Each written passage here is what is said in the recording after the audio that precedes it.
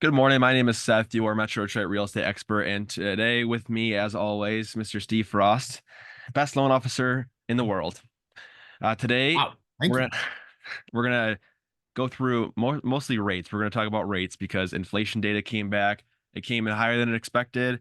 So let's kind of dive deep into that, Steve.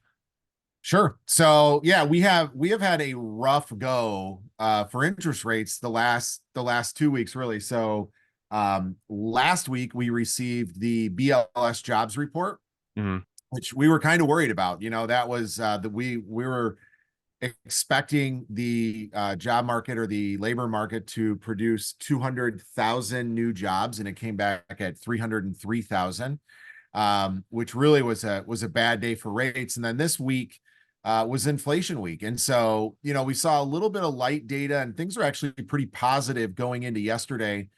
And yesterday we received the consumer price index, which is really just a measure of how much we pay for stuff, and that's one of the Federal Reserve's two favorite measures of inflation. So there's consumer price index, and then there's the PCE, which is the personal consumption expenditures index. So the first one we get every month is always the CPI, and that literally came back 0.1% higher than what the expectations were, and we lost about 0.5% in interest rates yesterday. So you're now looking at 30-year rates back in the low sevens, depending on how things are structured, like high sixes still, nothing crazy. But it was definitely something the markets didn't expect. And the reason that they had such a negative um, impact, or it's such a negative effect on things, is because all these markets, and it's kind of funny the way this works is that they're so fixed on how many times the Fed is going to cut rates.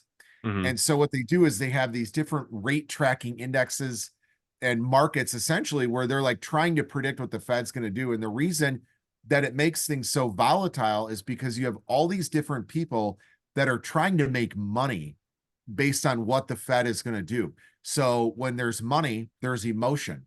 And these traders just go off of this data because the Fed, who controls all these things, is not giving anybody any indication on when they're going to do things, other than they said it will be later in the year, and that their plan is going to be to cut the interest, to have 3 meetings where they decrease interest rates, and they realize that it will be a bumpy road getting there, which is the ups and downs, which we've seen. So even though the markets know that, and what the Fed has said from the beginning, they have stood by, they still are just really trading on a lot of emotion, and they don't have anything to go on but this data. So even the slight miss can cause a big knee-jerk reaction. So today we got some data which measures the prices wholesalers pay, or like producers for products pay.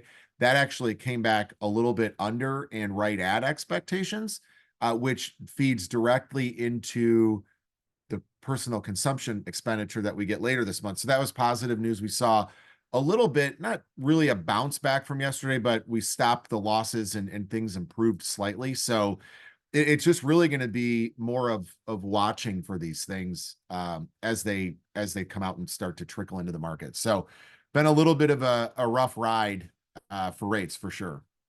Got it. So you said the PPI comes out next week, right?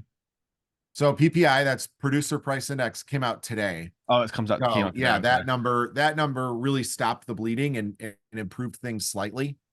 And then the PCE, I don't have it in front of me. I think it might come out. It won't be next week. It should be the week after next. That one comes out a little bit later in the month. Got it. So Okay. the last 2 months, that number's been a little bit high. That one's been running a little bit hot. Based on this PPI number we see, we hopefully see that actually come in right at expectations, or a little bit softer, which would be a really good thing. That would be 3 months in a row of that personal consumption expenditure below 3%. So you're getting a two handle on what the Fed is looking for to reach 2%. But as I've said a million times in these things, we started with inflation at 9%, and now we're down to like 3.5. Right. And I always use the diet analogy because it's the easiest one. If you're 300 pounds and your goal is to get to 200 pounds, you can very easily get to like 230 pounds.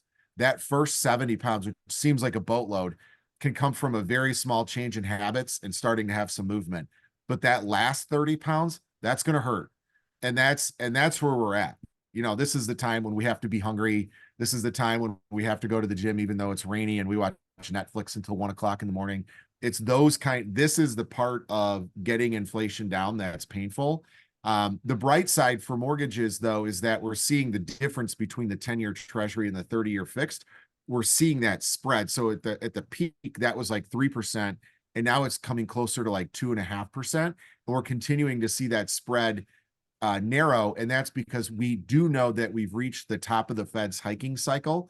So now rates with the 30-year rate and the 10-year treasury will start trading closer. So while these peaks and valleys in 10-year treasury have really been a tough move on the market, we're at like 7 1/8, maybe 7 1/4 compared to 7.5 to 7.625 last time we saw these rates move. So, it's bad news.